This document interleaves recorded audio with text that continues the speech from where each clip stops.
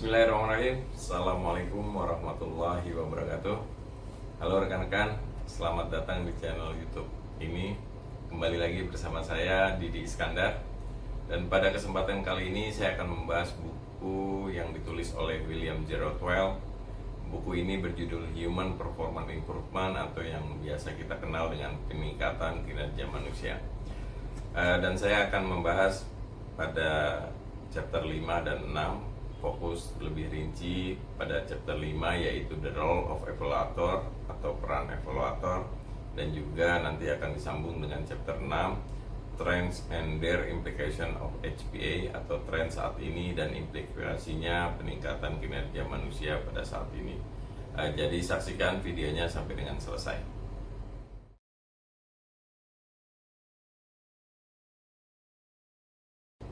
Peran evaluator. Kita berangkat dari definisi evaluator kinerja manusia. Jadi pengertian evaluator kinerja manusia adalah seorang profesional yang bertanggung jawab untuk mengevaluasi kinerja individu di dalam sebuah organisasi. Tugas utamanya jelas, evaluator kinerja manusia ini adalah untuk mengumpulkan data tentang kinerja individu dan memberikan umpan balik ataupun feedback yang konstruktif untuk membantu mereka meningkatkan kinerjanya. Sebagai bagian dari tugasnya, tentunya evaluator kinerja manusia juga harus merancang program pelatihan dan pengembangan untuk membantu individu mencapai tujuan mereka. Selain itu, evaluator kinerja manusia juga harus memastikan bahwasannya program pelatihan dan pengembangan tersebut efektif dalam meningkatkan kinerja individu. Artinya di sini evaluator memiliki peran penting dalam mengupgrading baik itu pengetahuan, skill maupun attitude ataupun sikap dari individu dalam sebuah organisasi. Berperan sebagai evaluator di sini saya coba ambil contoh terhadap diri saya sendiri, yaitu sebagai asesor kompetensi. Salah satu peran penting yang harus dimiliki oleh asesor kompetensi di sini harus memiliki keterampilan dan pengetahuan yang memadai tentang standar kompetensi yang berlaku. Di sini dimaksudkan bahwasannya standar kompetensi ini berlaku secara umum dan memiliki kriteria ataupun jenjang pada sesi yang memang menjadi bahan asesmennya. Selain itu, sebagai seorang asesor kompetensi harus dapat mengidentifikasi kekuatan dan kelemahan seorang asesi dalam hal menilai kompetensi yang diujikan. Di sini dimaksudkan bahwasannya seseorang itu ketika memiliki kekuatan maka harus diberikan rekomendasi untuk pengembangan lebih lanjut terhadap jenjang asesi yang diambilnya. Dan ketika kita berbicara tentang kelemahan, maka perlu memperbaiki kelemahan dalam kompetensi yang relevan di asesmen yang dilakukan. Sebagai evaluator, kompetensi yang dibutuhkan antara lain yang pertama adalah keterampilan dalam menganalisis. Evaluator di sini harus mampu melakukan analisis data secara cermat dan kritis untuk memahami situasi dan tantangan yang sedang dihadapi dalam proses evaluasi. Sebagai contoh di sini kembali kepada asesor kompetensi. Bahwasanya seorang asesor kompetensi di sini harus memiliki keterampilan analisis dalam hal ketika seorang asesi hadir untuk mengikuti proses asesmen. Di sini dia harus mengevaluasi data yang diberikan oleh seorang asesi tersebut secara cermat. Ketika memiliki persyaratan dasar dan persyaratan inti yang telah disebutkan sesuai dengan kompetensi yang berlaku, di sini seorang asesor kompetensi harus dapat menilai apakah data tersebut valid ataupun benar. Kompetensi juga yang dibutuhkan oleh seorang evaluator adalah keterampilan pengumpulan data. Evaluator harus mampu merancang dan menggunakan alat pengumpulan data yang sesuai dengan tujuan evaluasi. Kembali kepada contoh, seorang asesor kompetensi memiliki keterampilan pengumpulan data. Seorang asesi yang hadir saat mendaftarkan dirinya untuk mengikuti sebuah uji asesmen di sini akan memberikan datanya baik melalui digital ataupun sifatnya masih manual konvensional.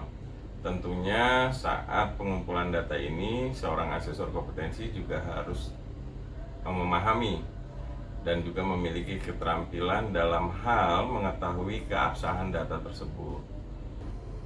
Lalu berikutnya kompetensinya adalah keterampilan komunikasi.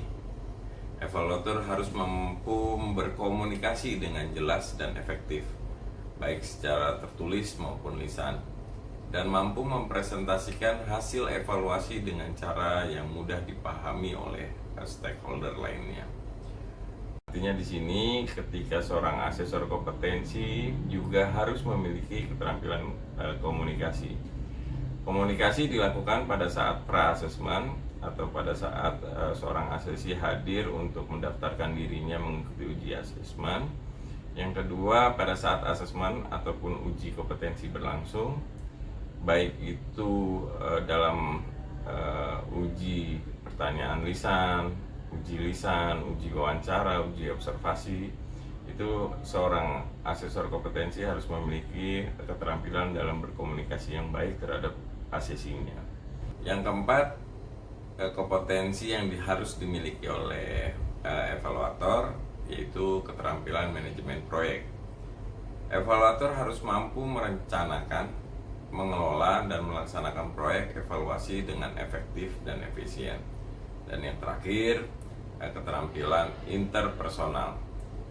Ini artinya evaluator harus mampu bekerja dengan orang lain dalam tim evaluasi dan berinteraksi dengan berbagai stakeholder terkait evaluasi yang sedang berlangsung.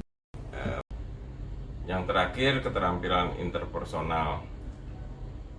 Evaluator harus mampu bekerja dengan orang lain dalam sebuah tim evaluasi dan berinteraksi dengan berbagai stakeholder terkait dengan evaluasi tersebut.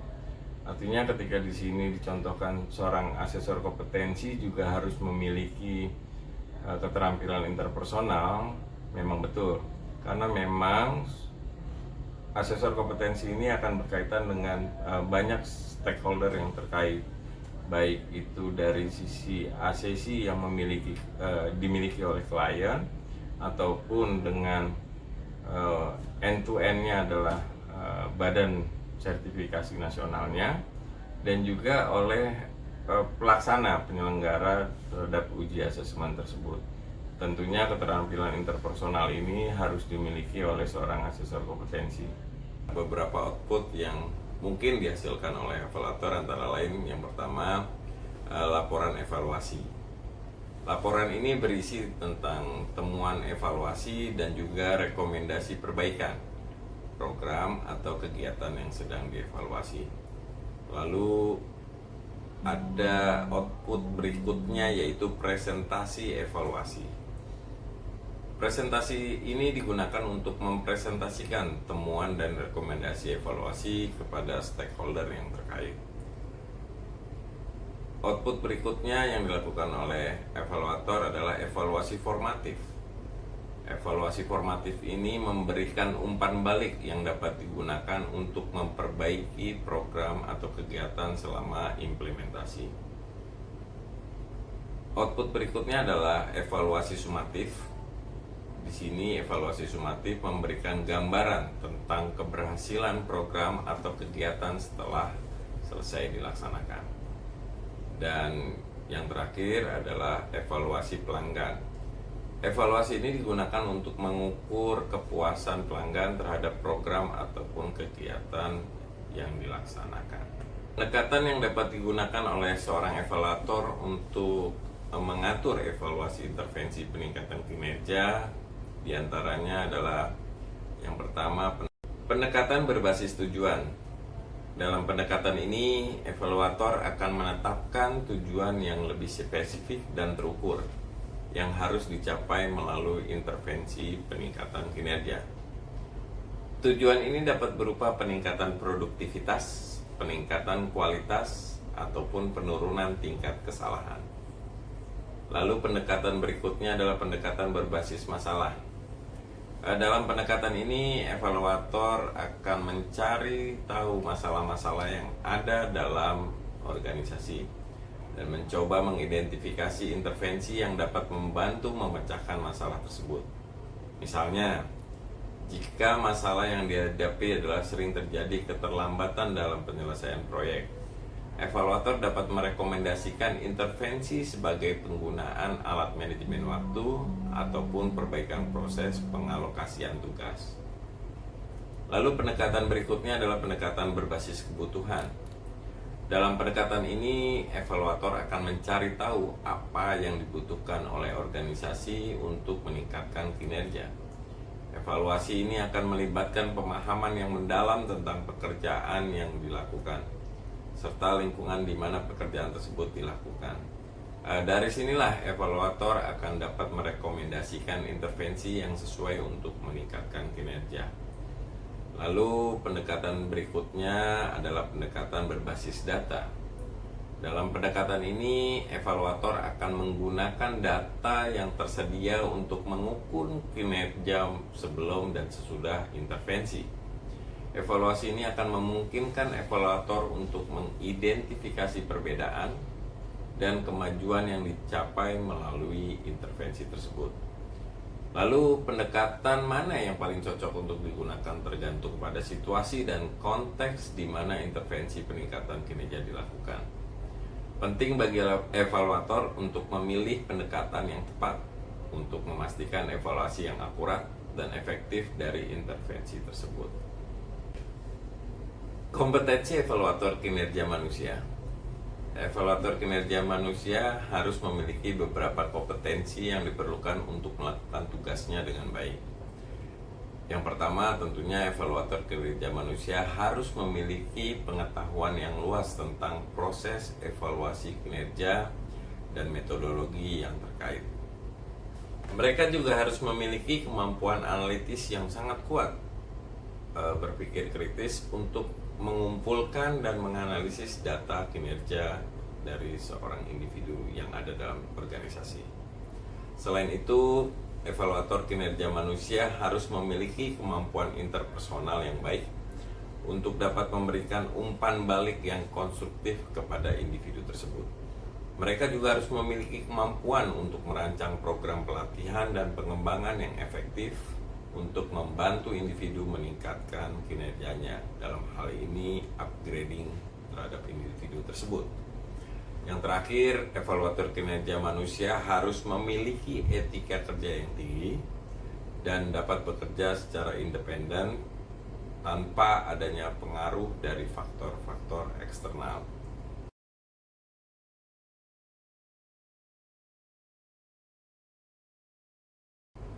Tantangan dalam evaluasi kinerja manusia.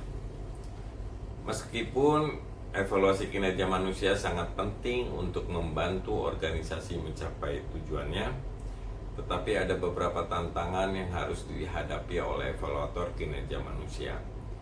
Salah satunya, tantangan utamanya adalah kesulitan dalam mengukur kinerja individu secara akurat dan valid. Kinerja individu dipengaruhi oleh banyak faktor, termasuk faktor lingkungan, faktor sosial, sehingga sulit untuk mengukurnya secara objektif. Selain itu, evaluator kinerja manusia juga harus menghadapi resistensi dari individu yang dievaluasi. Beberapa individu mungkin tidak menyukai kritik ataupun umpan balik yang diberikan oleh evaluator kinerja manusia, sehingga di sini sulit untuk membantu mereka meningkatkan kinerjanya. Yang terakhir, evaluator kinerja manusia juga harus menghadapi masalah keamanan data, karena data kinerja individu bersifat rahasia atau konfidensial dan harus dilindungi dengan baik dari akses yang tidak sah. Pentingnya evaluasi kinerja manusia. Evaluasi kinerja manusia sangat penting bagi organisasi karena dapat membantu meningkatkan kinerja individu. dan mencapai tujuan organisasi secara efektif. Dengan memberikan umpan balik yang konstruktif, evaluator kinerja manusia dapat membantu individu memahami kekuatan dan kelemahan mereka, serta dapat membantu mereka meningkatkan kinerjanya. Selain itu, evaluasi kinerja manusia juga dapat membantu organisasi untuk mengidentifikasi individu yang memiliki potensi untuk dikembangkan lebih lanjut. Dengan mengembangkan individu yang memiliki potensi ini, tentunya organisasi dapat meningkatkan kinerja secara keseluruhan dan mencapai tujuannya dengan lebih efektif.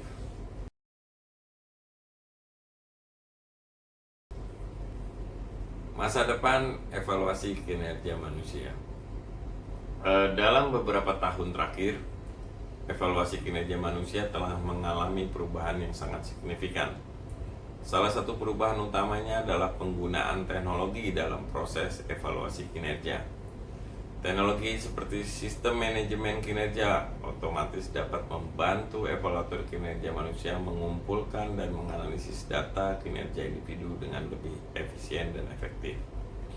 Selain itu, evaluasi kinerja manusia juga semakin fokus pada pengembangan individu daripada hanya mengukur kinerja mereka. Hal ini dilakukan dengan memberikan program pelatihan dan pengembangan yang sesuai untuk membantu individu mencapai potensi penuh mereka. Dan di masa yang akan datang ataupun di masa depan, evaluasi kinerja manusia akan terus berkembang untuk memenuhi kebutuhan organisasi yang semakin kompleks dan dinamis.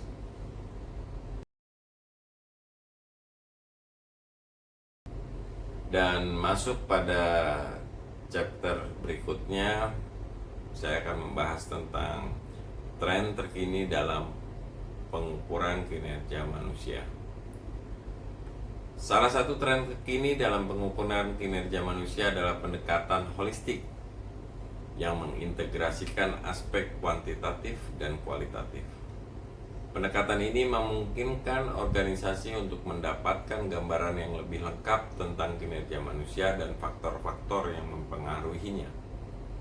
Selain itu, teknologi juga memainkan peran penting dalam pengukuran kinerja manusia.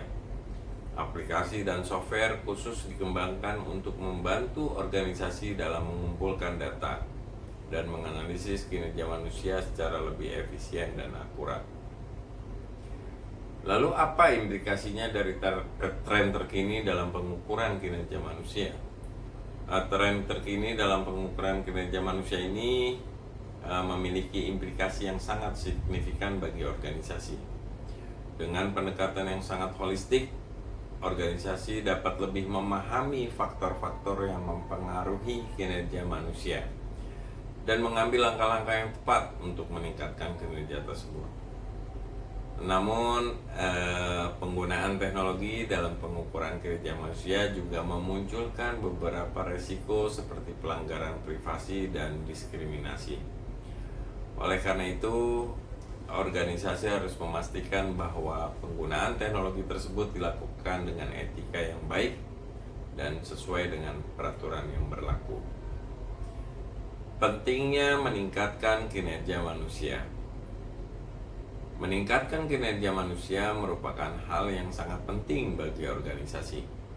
Kinerja manusia yang baik dapat meningkatkan produktivitas, kualitas pekerjaan, dan kepuasan pelanggan. Selain itu, meningkatkan kinerja manusia juga dapat membantu organisasi dalam mencapai tujuan jangka panjang, seperti pertumbuhan bisnis dan keberlanjutan daripada lingkungan organisasi. Strategi untuk meningkatkan kinerja manusia. Untuk meningkatkan kinerja manusia, organisasi dapat mengimplementasikan strategi-strategi seperti pelatihan dan pengembangan karyawan, pengakuan dan penghargaan atas kinerja yang baik, serta pemberian umpan balik yang konstruktif tentunya. Selain itu, organisasi juga dapat meningkatkan kinerja manusia dengan menciptakan lingkungan kerja yang sehat dan mendukung, serta memberikan kesempatan bagi karyawan untuk berkembang dan memperluas kemampuan mereka. Tren terkini dalam pengukuran kinerja manusia menawarkan pendekatan holistik dan menggunakan teknologi untuk mengumpulkan dan menganalisis data kinerja manusia. Implikasi dari tren ini dapat membantu organisasi dalam meningkatkan kinerja manusia dan mencapai tujuan jangka panjang organisasi tersebut. Namun, organisasi harus memastikan bahwa penggunaan teknologi tersebut dilakukan secara etis dan sesuai dengan peraturan yang berlaku. Strategi-strategi seperti pelatihan, pengakuan, dan lingkungan kerja yang sehat juga dapat membantu meningkatkan kinerja manusia secara efektif. Demikian Bapak dan Ibu sekalian, presentasi mengenai Human Performance Improvement lebih rinci pada chapter 5 dan 6, yaitu peran evaluator dan juga tren saat ini peningkatan kinerja manusia dan serta implikasinya. Semoga dapat bermanfaat. Saya Didi Iskandar dan terima kasih banyak telah menonton channel YouTube ini. Wabillahi taufiq wal hidayah. Assalamualaikum warahmatullahi wabarakatuh.